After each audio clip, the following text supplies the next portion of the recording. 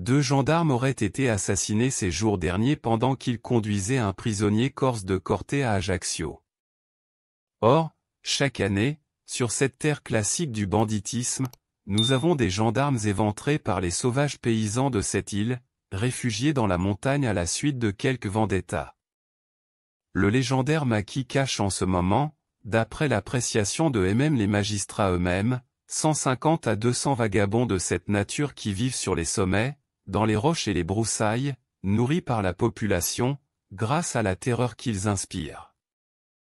Je ne parlerai point des frères Bellacosia dont la situation de bandit est presque officielle et qui occupent le Monte d'Oro, aux portes d'Ajaccio, sous le nez de l'autorité. La Corse est un département français, cela se passe donc en pleine patrie, et personne ne s'inquiète de ce défi jeté à la justice. Mais comme on a diversement envisagé les incursions de quelques bandits croumires, peuplades errantes et barbares, sur la frontière presque indéterminée de nos possessions africaines. Et voici qu'à propos de ce meurtre le souvenir me revient d'un voyage en cette île magnifique et d'une simple, toute simple, mais bien caractéristique aventure, où j'ai saisi l'esprit même de cette race acharnée à la vengeance. Je devais aller d'Ajaccio à Bastia, par la côte d'abord, puis par l'intérieur, en traversant la sauvage et aride vallée du Niolo, qu'on appelle là-bas la citadelle de la liberté, parce que, dans chaque invasion de l'île par les Génois, les Maures ou les Français, c'est en ce lieu inabordable que les partisans corses se sont toujours réfugiés sans qu'on ait jamais pu les en chasser ni les y dompter. J'avais des lettres de recommandation pour la route, car les auberges même sont encore inconnues sur cette terre, et il faut demander l'hospitalité comme aux temps anciens. Après avoir suivi d'abord le golfe d'Ajaccio, un golfe immense, tellement entouré de hauts sommets qu'on dirait un lac, la route s'enfonçait bientôt dans une vallée, allant vers les montagnes. Souvent on traversait des torrents presque secs. Une apparence de ruisseau remuait encore dans les pierres, on l'entendait courir sans le voir. Le pays, inculte, semblait nu. Les rondeurs des monts prochains étaient couvertes de hautes herbes jaunies en cette saison brûlante. Parfois je rencontrais un habitant, soit à pied, soit monté sur un petit cheval maigre, et tous portaient le fusil chargé sur le dos, sans cesse prêts à tuer à la moindre apparence d'insulte. Le mordant parfum des plantes aromatiques dont l'île est couverte emplissait l'air, semblait l'alourdir, le rendre palpable, et la route allait, s'élevant lentement, au milieu des grands replis des monts escarpés. Quelquefois, sur les pentes rapides, j'apercevais quelque chose de gris, comme un amas de pierres tombées du sommet. C'était un village, un petit village de granit, accroché là, cramponné, comme un vrai nid d'oiseau, presque invisible sur l'immense montagne. Au loin, des forêts de châtaigniers énormes semblaient des buissons, tant les vagues de la terre soulevées sont géantes en ce pays, et les maquis, formés de chênes verts, de genévriers, d'arbousiers, de lentisques, d'alaternes, de bruyères, de lauriers-thym, de myrtes et de buis, que relient entre eux, les mêlant comme des cheveux, les clématites enlaçantes, les fougères monstrueuses, les chèvrefeuilles, les cistes, les romarins, les lavandes, les ronces mettaient sur le dos des côtes dont j'approchais une inextricable toison. Et toujours, au-dessus de cette verdure rampante, les granits des hautes cimes, gris, roses ou bleuâtres, ont l'air de s'élancer jusqu'au ciel. J'avais emporté quelques provisions pour déjeuner, et je m'assis auprès d'une de ces sources minces, fréquentes dans les pays montueux, fil grêle et ronde d'eau claire et glacée qui sort du roc et coule au bout d'une feuille disposée par un passant pour amener le courant menu jusqu'à sa bouche. Au grand trot de mon cheval, une petite bête toujours frémissante, à l'œil furieux, au crin hérissé, je contournais le vaste golfe de Sagone et je traversais Cargèse, le village grec fondé là par une colonie de fugitifs chassés de leur patrie. De grandes belles filles, aux reins élégants, aux mains longues, à la tête fine, singulièrement gracieuse, formaient un groupe près d'une fontaine. Aux compliments que je leur criais sans m'arrêter, elles répondirent d'une voix chantante dans la langue harmonieuse du pays abandonné. Après avoir traversé Piana, je pénétrai soudain dans une fantastique forêt de granit rose, une forêt de pics, de colonnes, de figures surprenantes, rongées par le temps, par la pluie, par les vents, par l'écume salée de la mer. Ces étranges rochers, hauts parfois de 100 mètres, comme des obélisques, coiffés comme des champignons, ou découpés comme des plantes, ou tordus comme des troncs d'arbres, avec des aspects d'êtres, d'hommes prodigieux, d'animaux, de monuments, de fontaines, des attitudes d'humanité pétrifiée, de peuples surnaturels emprisonnés dans la pierre par le vouloir séculaire de quelques génies, formaient un immense labyrinthe de formes invraisemblables, rougeâtres ou grises avec des tons bleus.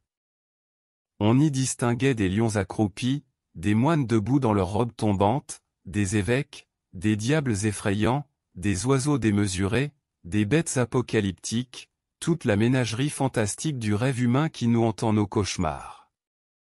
Peut-être n'est-il par le monde rien de plus étrange que ces calanches de piana, rien de plus curieusement ouvragé par le hasard.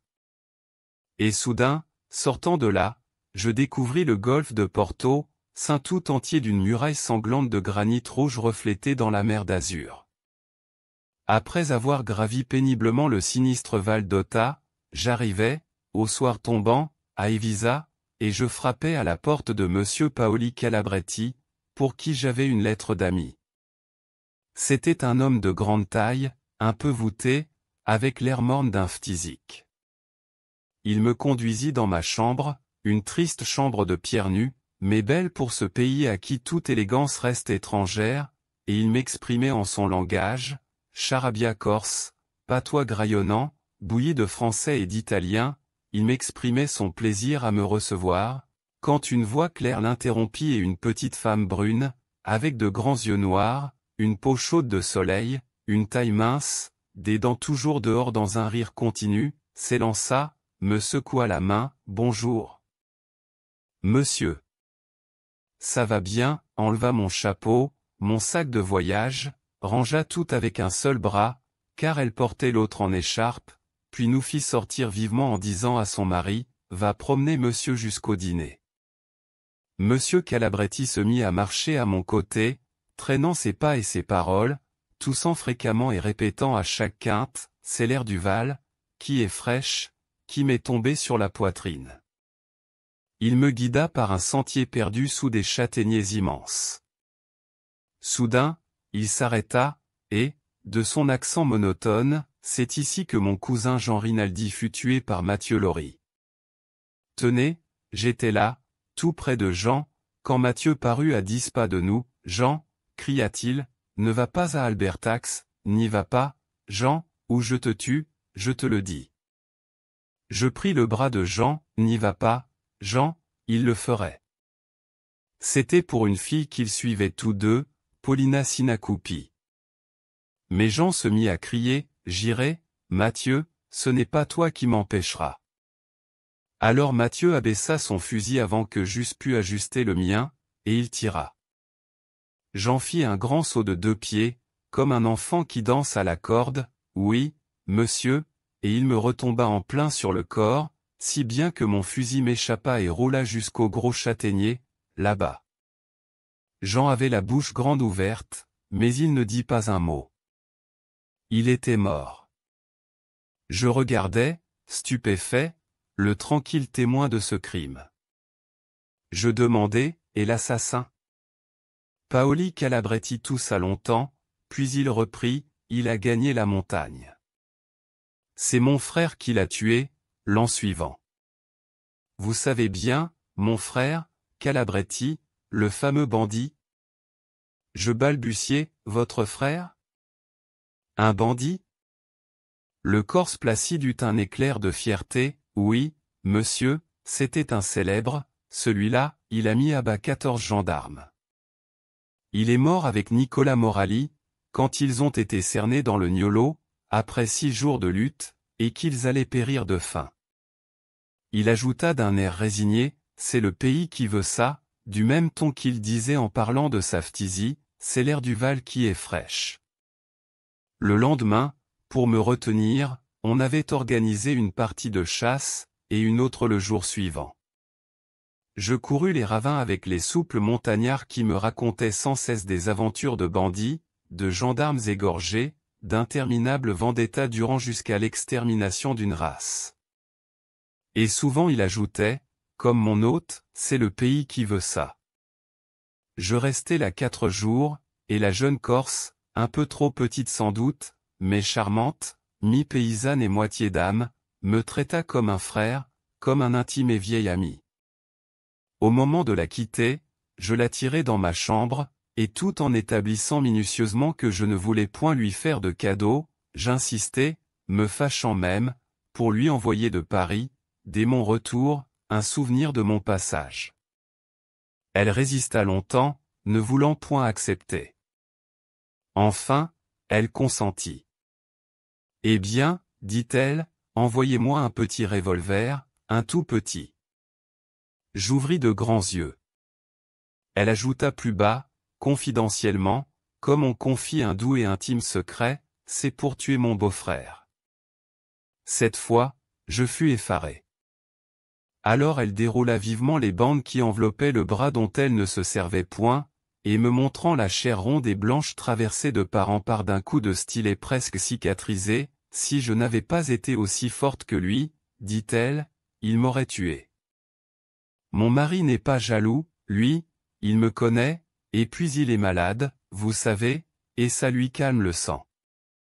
D'ailleurs, je suis une honnête femme, moi, monsieur, mais mon beau-frère croit tout ce qu'on lui dit.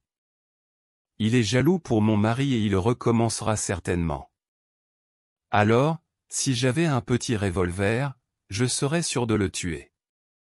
Je lui promis d'envoyer l'arme, et j'ai tenu ma promesse.